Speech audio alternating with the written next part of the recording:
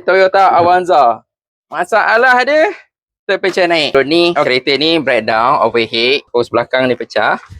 Step yang pertama, kita check ni nampak tangki dia. Lubang dia tersumbat terus. Kalau macam ni nak servis pun 50-50. Kita recommend tukar baru. Yang lain kita check water pump. Water pump bocor. Okey. Pipe hancur, pipe dah reput. Okey, kalau hose ni tengok luar cantik. Hose ni kalau tak tukar, walaupun tukar tangki baru, nampak? Kerak ni akan sumbat lagi. Avanza ni penyelesaian kan, tangki kita tukar baru. Pipe water pump yang reput ni, dua reput ni pun kita ganti baru. Kita tak nak nanti pakai tiba-tiba pipe pula bocor.